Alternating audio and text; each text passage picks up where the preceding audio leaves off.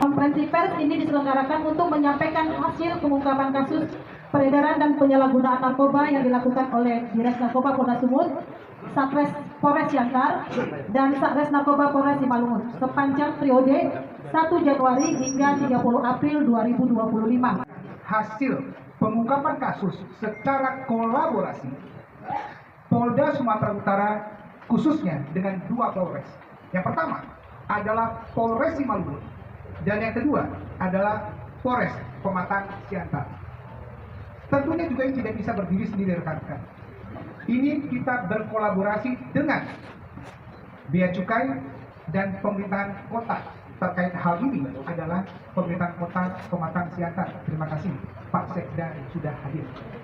Saya akan menjelaskan mulai dari tanggal 1 Januari sampai dengan saat ini, setidaknya ada 101 kasus yang berhasil diungkap secara kolaborasi Polda Sumatera Utara, Polres Simalungun, dan Polres Siantar.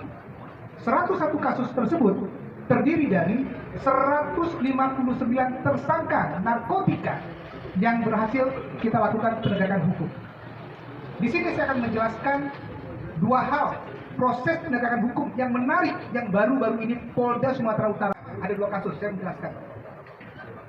Beberapa tempat di Siantar khususnya, jajaran Direktorat Narkoba Polda Sumatera Utara telah melakukan proses-proses penyelidikan dan penyidikan di wilayah Bangsal, Lokomotif.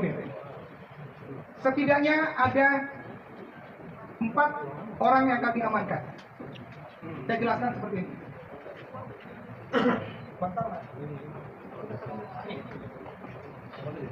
Pada saat proses penangkapan petugas berhasil menangkap 1 orang dengan inisial JP. Tersangka JP ini merupakan pengendali di lokasi tersebut. Tersangka JP dialah yang menghubungkan antara apa yang diminta oleh pembeli narkotika dengan bandar yang ada di dalam. Dan itu juga sudah kita lakukan penegakan hukum. Melakukan komunikasi dengan menggunakan handphone, dan DPO D yang dari dalam mengantar barang bukti pada saat penangkapan melawan petugas dan berhasil penangkapan. Dan ada 3 orang lainnya yang pada saat itu berada di TKP yang merupakan pembeli di lokasi tersebut. Fenomena yang ingin saya angkat adalah, teman-teman, ada beberapa modus beberapa tempat yang ada di Siantar ini. Pertama adalah bahwa di setiap titik yang menjadi target kita, mereka meng-create ini dengan sangat masif. Luar yang menggunakan handphone memberitahukan dan menginformasikan ada petugas, itu dari jaraknya di luar. Itu pada saat proses.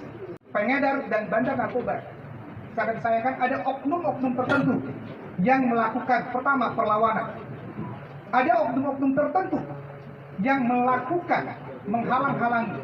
Oknum tertentu yang bahkan mencoba merampas barang bukti yang berhasil diamankan petugas.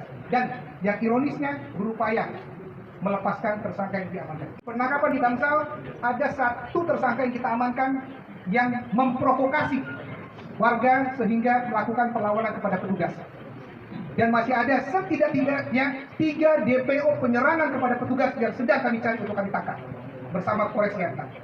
Yang kedua, terkait dengan masifnya peredaran narkotika jenis ekstasi dan happy pipe. Ada salah satu tempat hiburan malam di Siantar ini yang berhasil kita ungkap. Hasil menangkap tersangka pertama dengan inisial RS. Padanya berhasil kita menangkap tersangka dan barang bukti ada padanya sekitar 97 butir ekstasi dan happy five. Hasil keterangan yang dituangkan di dalam berita acara, sumber polis lain status quo guna mengembangkan kasus ini dalam proses penyidikan.